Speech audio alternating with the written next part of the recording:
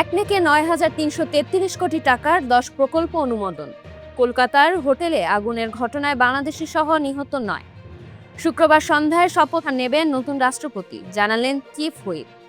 বাধ্যতামূলক অবসরে বিএসসির ১৭ কর্মকর্তা, বেতন কমল ৫ জনের।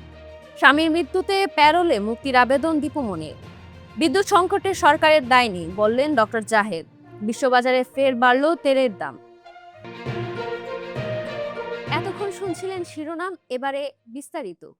প্রধানমন্ত্রী তারেক রহমানের সভাপতিত্বে একনেক সভা অনুষ্ঠিত হয়েছে। বুধবার সকালে রাজধানীর শেরে বাংলা নগরের পরিকল্পনা কমিশনে এই সভা অনুষ্ঠিত হয়। প্রধানমন্ত্রীর উপপ্রেস সচিব মোহাম্মদ সুজাউদ্দৌলা এ তথ্য জানান। একনেক সভায় ৯,৩33 কোটি টাকা ব্যয়ে ১০ প্রকল্পের অনুমোদন দেওয়া হয়েছে। এবারের সভায় ১১টি প্রকল্প অনুমোদনের জন্য উপস্থাপন করা হয়।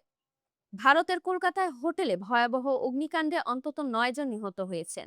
নিহত ৯ জনের মধ্যে ৬ জনের পরিচয় শনাক্ত করা হয়েছে। তাদের মধ্যে ৪ জনের বাড়ি কুষ্টিয়ায়, একজনের ঢাকায়। তাদের সবার মরদেহ কলকাতার মেডিকেল কলেজ হাসপাতালে রাখা হয়েছে। নিহতরা হলেন দেবাশিস দত্ত এবং তার ছেলে স্বর্ণাশিস দত্ত, আফসানা শিম্মিন, মোহাম্মদ আকরাম আলী এবং আহমেদ বাবু।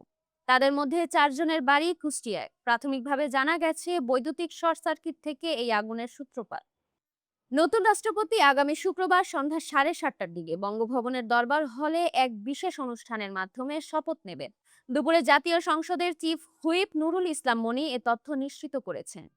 বৃহস্পতিবার জাতীয় সংসদে নতুন রাষ্ট্রপতি নির্বাচনের ভোট অনুষ্ঠিত হতে যাচ্ছে।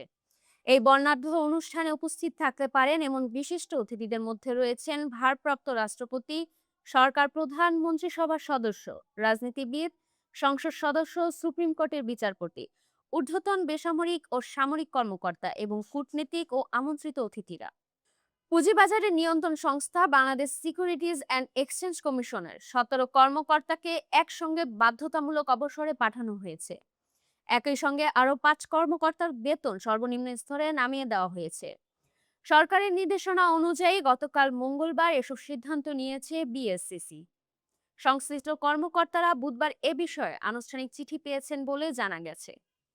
সাবেক মন্ত্রী ডক্টর দীপুমণির প্যারেলে মুক্তির আবেদন করেছেন তার মেয়ে তানি দীপাবলি নেওয়াজ। বুধবার দুপুরে দীপাবলি আবেদন নিয়ে অতিরিক্ত জেলা প্রশাসক রেজাল করিমের কাছে যান। স্বামী ব্যারিস্টার তৌফিক নেওয়াজের মৃত্যুতে দীপুমণির প্যারোলের আবেদন করা হয়েছে। বর্তমান মুন্সিগঞ্জ জেলা কারাগারে রয়েছেন সাবেক এই মন্ত্রী। দীপুমণির আইনজীবী গাজী ফয়সাল ইসলাম এসব তথ্য জানিয়েছেন। তিনি বলেন, স্বামীর মৃত্যুর কারণে মানবিক বিবেচনায় দীপুমণির প্যারোলে মুক্তির আবেদন করা হয়েছে। বিদ্যুৎ সংকট প্রসঙ্গে ডক্টর জাহেদুর রহমান বলেছেন, বিদ্যুৎ সংকটের জন্য বর্তমান সরকারের ন্যূনতম কোনো দায় নেই। বুধবার দুপুরে রংপুর জেলা প্রশাসক ও জেলা কালচারাল অফিসারদের সঙ্গে মত বিনিময় সভায় তিনি মন্তব্য করেন। এ সময় বিগত সরকারের ভোট চুরির মাধ্যমে অনন্তকাল ক্ষমতায় থাকার বাসনাও পোষণ করেছিল বলে মন্তব্য করেন প্রধানমন্ত্রীর তথ্য ও সম্প্রচার বিষয়ক উপদেষ্টা ডক্টর জাহেদুর রহমান। যুক্তরাষ্ট্র ও ইরানের মধ্যে শান্তি আলোচনা নিয়ে অনিশ্চয়তা ও জ্বালানি সরবরাহ বিঘ্নিত হওয়ার আশঙ্কায় আন্তর্জাতিক বাজারে টানা চতুর্থ দিনের মতো বাড়ল অপরিশোধিত তেলের দাম। বুধবার বিশ্ববাজারে ব্রেন্ট ক্রুডের দর ব্যারেল প্রতি ২৬ সেন্ট বা ০.২৯% বেড়ে $৯১.২৮ পৌঁছেছে। অন্যদিকে মার্কিন ওয়েস্ট টেক্সাস ইন্টারমিডিয়েট ক্রুডের মূল্য ব্যারেল প্রতি ৩৭ সেন্ট বেড়ে $৮৫.৩১ কেনাবেচা হচ্ছে।